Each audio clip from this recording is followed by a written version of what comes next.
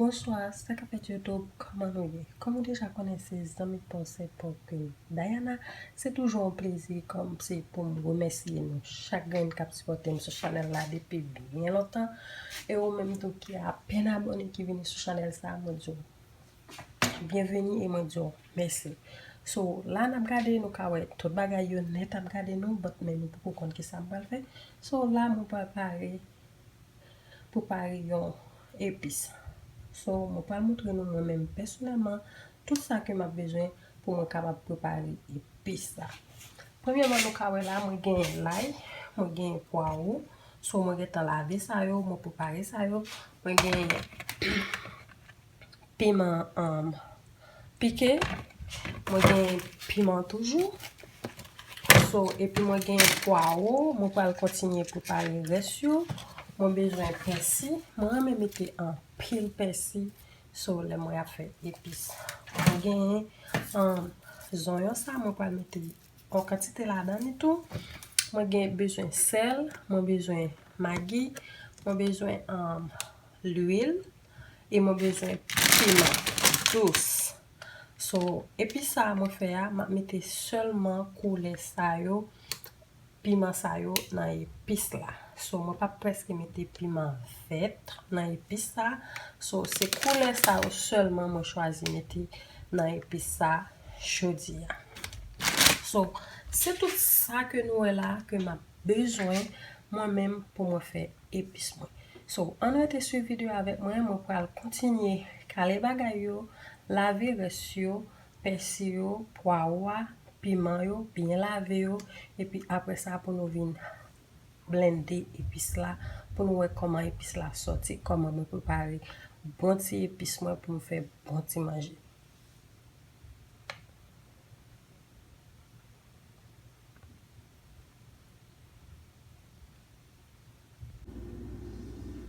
So kounya guys, moi commence mettre tout bagay yo dans blender. So nous ka là, moi geta mettre l'ail là, moi geta mettre poireau, moi commence mettre piment douce yo, mettre piment piqué. Kounya là, moi pral commencer mettre reste bagay yo. So m'a mettre piment douce. Puis on va mettre un petit sel.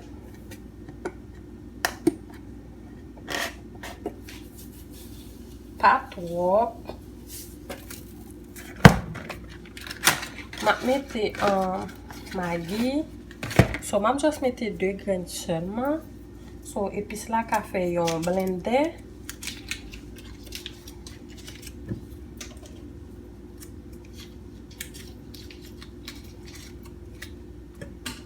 Et puis, je vais mettre l'huile. Pendant que commence à blender, il commence à descendre. Et puis, je vais ajouter le reste bagay yo pour me finir blender épices là.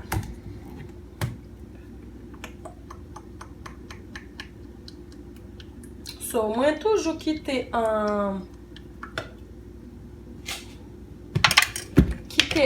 l'aime fin laver épices yo.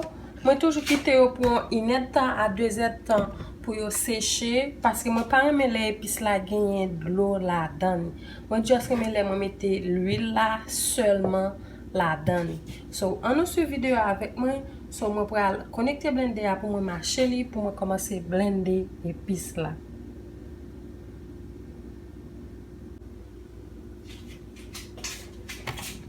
Quand il y a gaz, moi pour commencer blender épices là.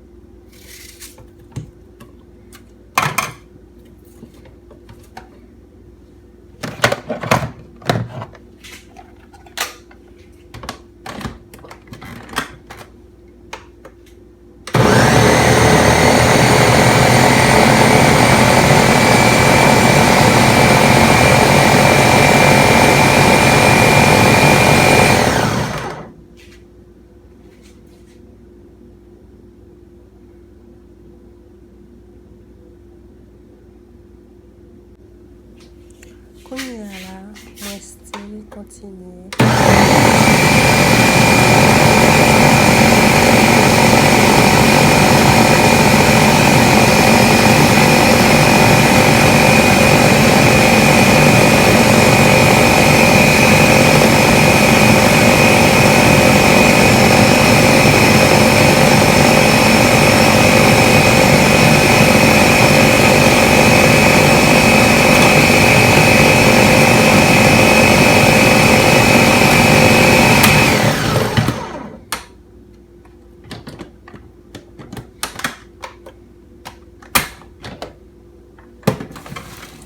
Kounye a mwen fin ajoute res bagay yo. E pi pou m finye blende epis la nan mezi kem bezwen yo. Pa bezwen tro fin. Entre de ni pa tro.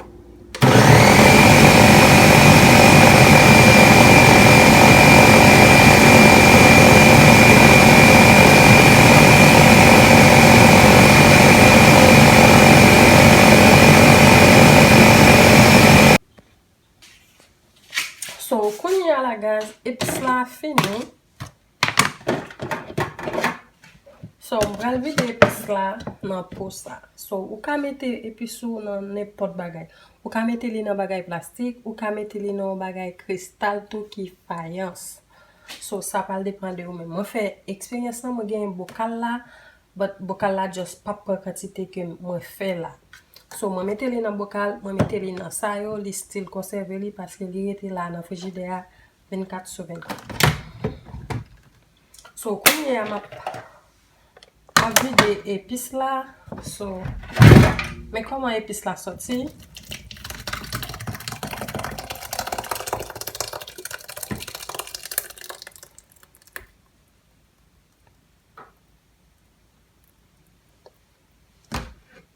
So, epis sa, li genye bel koule.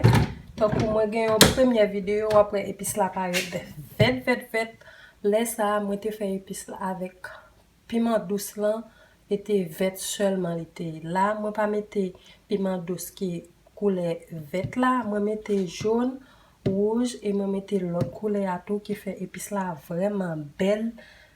Mwen vreman remen. So, yep. Se kon sa ke mwen prepare epis mwen gaz pou mwen fè manje epis sa la. Li la mwen fè sa mwen vle avel. Wap fwe du gres pou du riz ou ka mette la dan. Wap marine viande, poisson, nepot sa marine yan. So mwen ka fè la vel. So epis mwen bien prepare, bien marine. Ti seasoning bagay. So si mwen fè prepare viande, mwen vle mette adobo. Ti poud seasoning yo sou li, so mwen mette li apre, but mwen pa mette oken lot poud bagay nan epis la. So, mwen konte pataje video sa avek nou, so bay. Nabou we ankon nan lot video.